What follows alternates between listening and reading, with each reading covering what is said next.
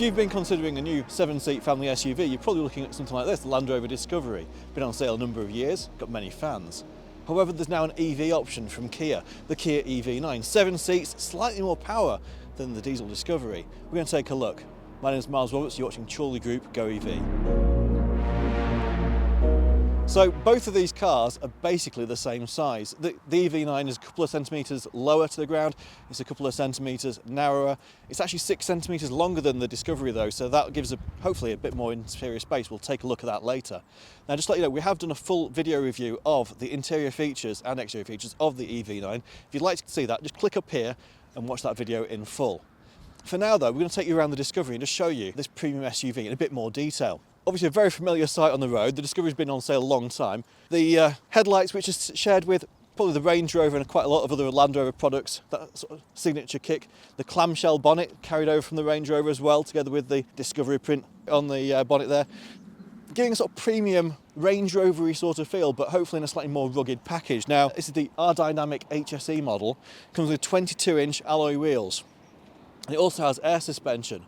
Now that's not something that you get on the Kia EV9. It's actually not something you get on many SUVs, to be fair. Moving back around the vehicle, again, we've got this sort of two-tone dual-level spoiler running around here. We've got a rear wiper tucked underneath it. We've got these sweeping LED wraparound rear lights around here. And the rear tailgate, which, if we open it up, obviously it's a power tailgate in this, we can see actually inside, with the 7 seats up, there's not a lot of rear boot space. We've got enough for a couple of bags for life from the supermarket, that's about it. There is this flap here is there so your shopping bags don't fall out straight away when you open the boot. It makes quite a handy little ledge. That's a nice touch on Discoveries and Land Rovers generally. The old Range Rovers had that as well. And these rear seats, if you're not using them, you can just press buttons here and they'll both flip electronically out of the way, which is nice. And that then does give you a really big boot. But if you're buying a 7-seat SUV, chances are you've got a lot of shopping you need to do. Chances are, if you're buying 7 seats, you probably need to use all 7 seats. So it is limiting, I suppose, in that respect. But nice flat level load bay all the way through. The rear bench can also be folded on these switches as well. So it folds all the way flat and you get, straight through to the front there. So practical. And I like the fact that it's got these buttons here. And it's also, because this car's got air suspension, it's also possible to adjust the air suspension up or down at the push of a button. But yeah, no, when you've got the 7 seats up, quite a small boot on this really. Let's take a look what it's like on the inside. So I'm 5'11" and I can sit in the 6 and 7 seats in the back of this Range Rover.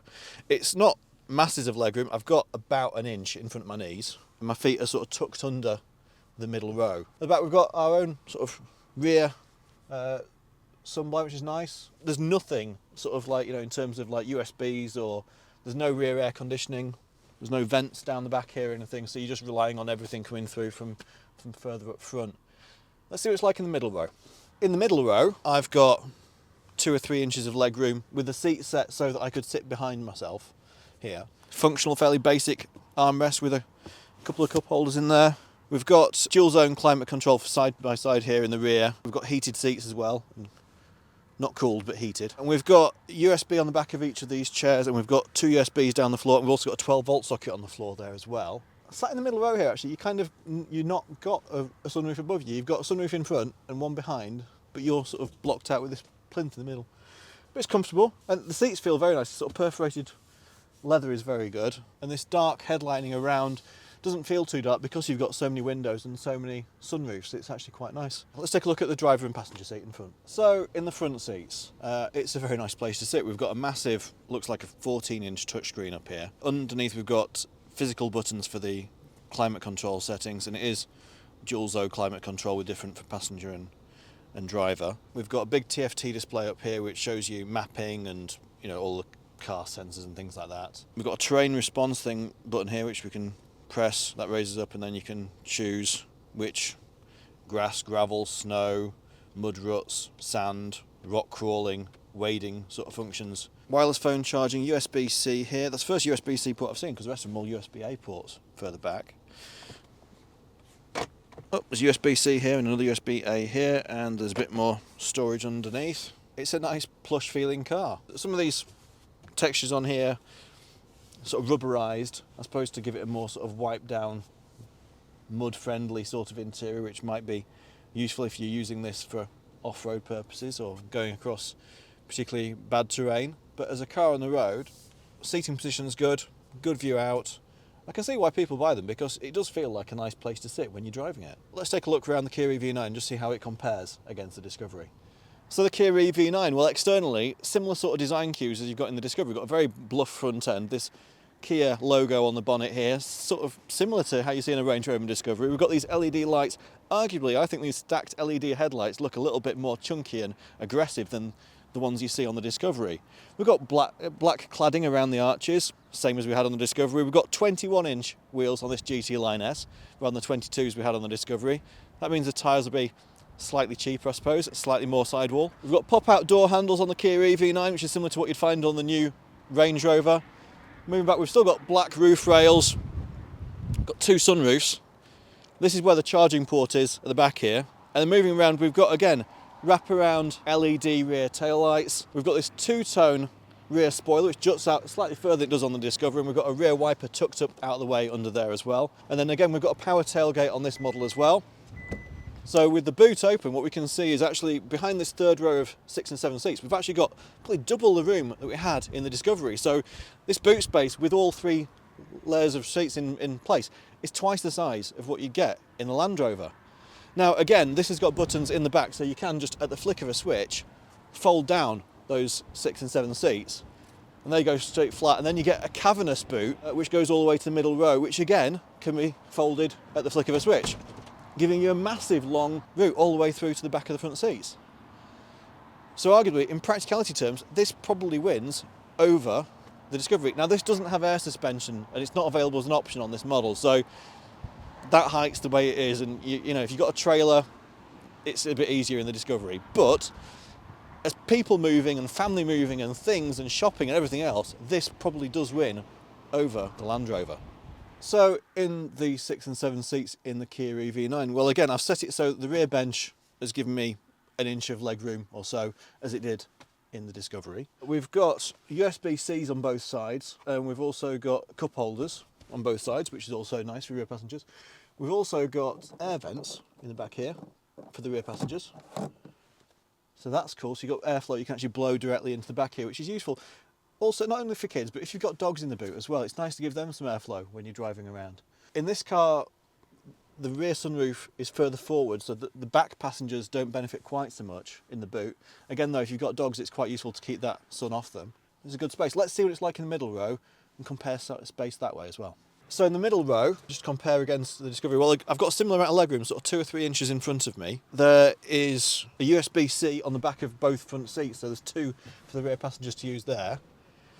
We've got heated and ventilated seats in the rear, on buttons on the side here. Now the air conditioning controls, rather than being down on the centre console like they were in the Discovery, are actually up here on this. So we've got temperature, fan speed, etc. we can control. And we've got, again, air vents in the roof rather than being low down. So if you've got someone sat in the middle with their knees blocking those vents in the Discovery, on this, it's coming from the top, so it's not blocked at all. The armrest, adjustable position armrest compared to the single thing on the Discovery. It feels very, very similar, to be honest. I say similar levels of comfort, similar amounts of leg room in the front and rear. Let's take a look in the driver's seat. So in the interior of the EV9 as a driver, well, we've got 2 12-inch screens and a 5-inch screen that operate all of the obviously driver display, the climate control, and also the sort of sat-nav and infotainment functions. We've got some physical buttons for temperature changing. Again, it's got dual zone climate control. We've also got, if we flick this, a rear camera which can mount up in this screen as well, which shows you the view out the back. We've got an opening sunroof above us. We've got a couple of USB-C ports down here. We've got a 12-volt 180-watt socket down there as well. Large storage bin underneath here. Underneath here we've got a couple of cup holders. There's additional storage under here, and there's a wireless phone charger as well. It feels slightly more open in the front here than it does in the Discovery. The Discovery is more built up, it's got a screen that comes down here and it's all built in. This feels more open, it feels a bit more spacious up front. We've got sort of soft wool feeling on the headlining and on these A-pillars, which is very nice. And the dark headlining is, again, like we've got in the Discovery, but the amount of light coming in here, it really doesn't feel dark at all. And of course, these seats have also got the full relaxation package, so you can press a button here and the leg rest comes up, and you know, you can have a catch 40 winks if you want to. Heated and ventilated seats in the front. We've got massage seats, which is a lumbar massage or even a pelvic massage or both together. We've got a Meridian sound system, same as we had in the Land Rover. So really, it's boxing on a very even keel here. We've got everything that you could possibly think of from the Discovery in the Kia. And of course, this is fully electric. Let's take it on the road and see how they both drive.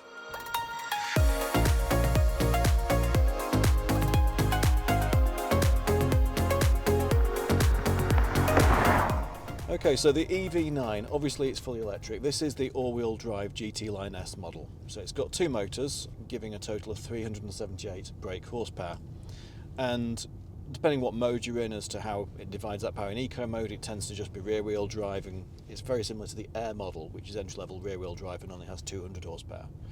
But it still seems to shift this 2.6 tonne beast along quite well. When you have the all-wheel drive version and you're in normal mode, then it'll split the power between both motors, and it does torque vectoring to basically make sure that you're getting the most out of the car power-wise, and that's up to 378 brake horsepower. And if you put it in sport mode, then it sharpens up the throttle response, and it makes everything just that little bit more perky when you put your foot on the accelerator. Now, on country lanes like this, with bumpy, rutted roads and tarmac that probably last looked at about 25 years ago, the large 21-inch wheels and tyres actually soak up the bumps really well. Now, this hasn't got air suspension like the Range Rover, but it does have a very compliant ride. It's not uncomfortable at all, it's not too skittish, it handles the bumps very, very well. And in terms of power, well, there's oodles of it. And of course, being electric, it's instant power, instant torque, so you put your foot down and the car just goes. And when you're climbing up the hilly dales like this, it really helps. You've got an awful lot of power at your disposal.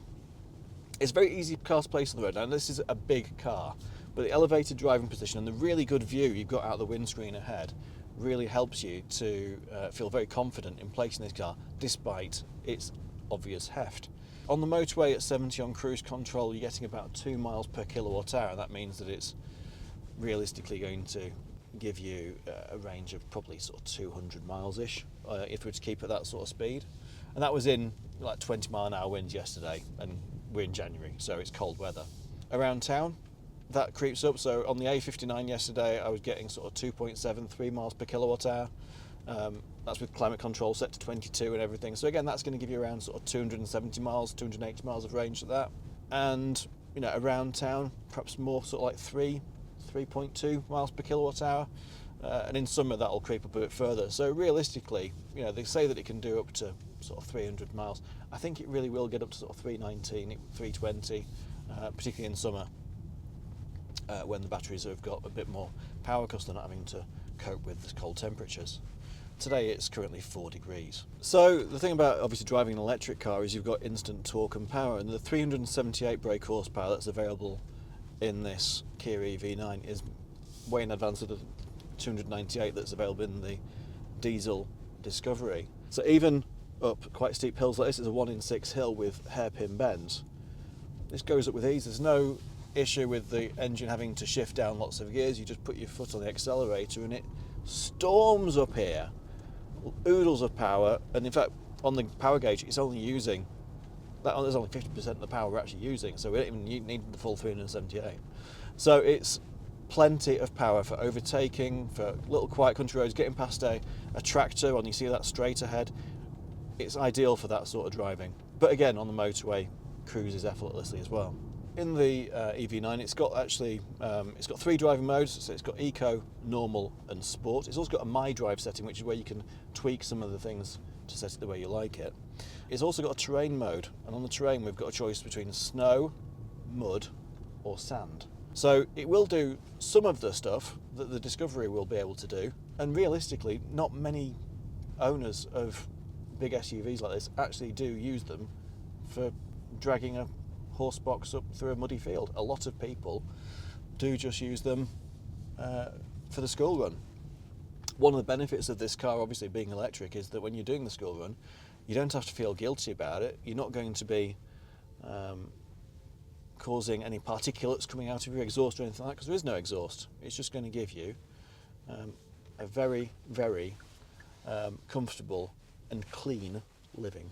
So one thing that's really worth considering if you're a company car driver is that if you chose the Discovery, that's 37% benefit in kind. If you choose the Kia EV9, it's only 3%, well 2% this year, 3% next year, benefit in kind. That means that actually per month you could save £900 if you're a higher rate taxpayer by driving the Kia rather than the Discovery. Now £900 a month is not loose change. £900 a month makes a massive difference, I'm sure, to most people's budgets. It's like getting a massive pay rise. So yeah, if you want to save, say, £11,000 a year, choose the Kia. By the way, if you've been watching this video and you've been enjoying it, please click the like button down below and also subscribe to our channel. It really helps us out and it means that you get to see the latest videos as soon as they go live. So this Discovery is the D300 R-Dynamic HSE, and that means it's got 300 PS, which is 298 brake horsepower. Now, don't get me wrong, 300 brake horsepower in a 2.5 tonne SUV still shifts. It's got plenty of power, and it's also got a low range box on this automatic box. So in the event of you doing like rock crawling things, it's got that low, really low first gear, which helps with that sort of low range traction. How's it driving? Well, on the same road as we've just taken the EV9, it feels slightly firmer, if anything. This is the air suspension is set to comfort, it's not set high or low. And it does feel slightly more bumpy, if anything. Now this has got 22-inch wheels, possibly that lack of an extra inch of sidewall is what's making the difference here. But certainly the EV9 was no worse than this, and possibly slightly better. Now on the motorway, this will get up to 140 miles an hour, where speeds exist. The top speed of the EV9 is only 115. I say only, in UK, 70 miles an hour is the limit anyway, so it doesn't really make a difference. Going around these tight corners and these little hairpin bends on this hill, it's very similar dimensions, so, and it feels as easy to place as the EV9 did. One thing I'm noticing though is quite a drone from the, I don't know if you can pick some on the microphone, quite a drone from the gearbox now as it's coming down a hill and it's trying to keep me in a lower gear to help with the engine braking as we're going down such a steep hill. And it's become quite intrusive and noisy actually. The engine's running at about 2,800 RPM as it's coming down this hill. Around town, does it make much sense? Well, like Range Rovers and Sports and Range Rover Evokes and everything else with a Land Rover Range Rover badge, a lot of them do tend to get used more in Chelsea than they do on the farm. This car has done 8,000 miles, and at the moment the average miles per gallon is 27.7 miles per gallon. So the WLTP figures for this is 34.2, and I've been reliably informed that on a run on the motorway it will get sort of high 30s, even 40 miles per gallon. But around town, 27.7 is quite poor really. Having said that, the Kia EV9 claims 3.2 miles per kilowatt average, and I say we've sort of seen 2.6, 2.7 on the driving we've been doing. Overall though, what that means is that this car as a diesel could cost you significantly more to run per year over say 8,000-10,000 miles a year compared to the EV9.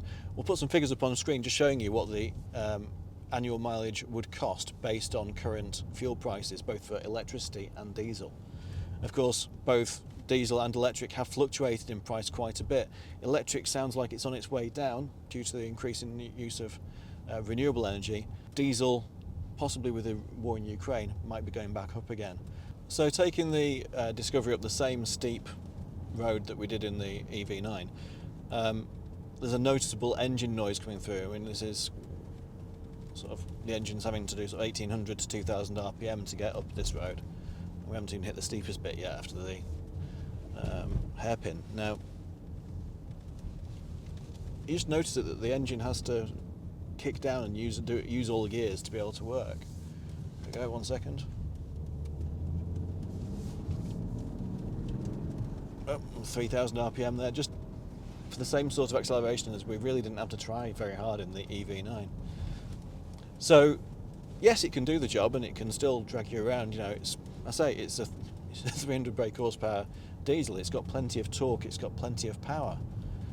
But the refinement isn't as good. And I think that's what you'd notice really. Now, this is a mild hybrid diesel. Now what that basically means is that it's a bit like stop-start. So in a traditional stop-start car, when you come to a stop, the engine cuts off, and then you put your foot on the accelerator or the clutch, whatever, the engine restarts again, ready to go.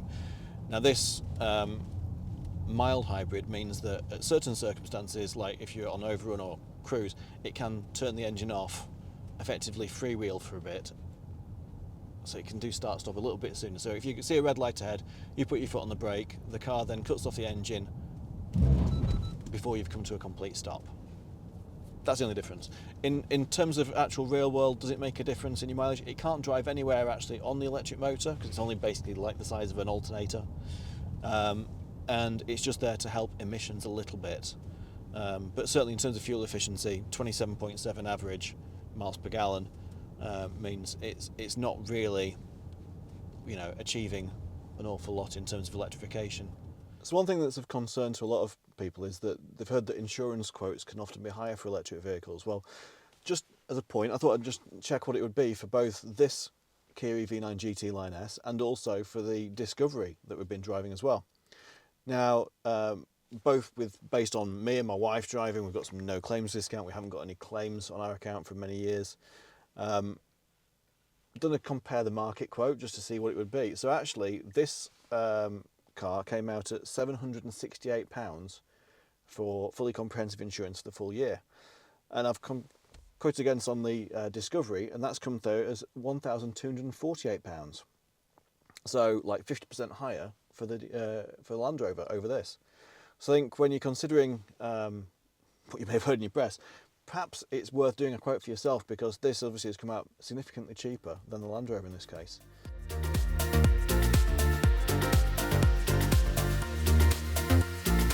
So which of these cars is right for you? Well, if you're the sort of person who tows a 3.5 ton trailer and likes to go from one end of the country to the other and back again in the same day, then probably the Discovery is a better choice.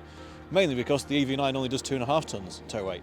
But if, like the majority of people, you don't drive such a long distance at once, and in fact you tend to use it for around town, and the main thing you need to carry is people and all their belongings, then this is a brilliant vehicle to choose from. It really is. It does everything that does, but costs you less to run.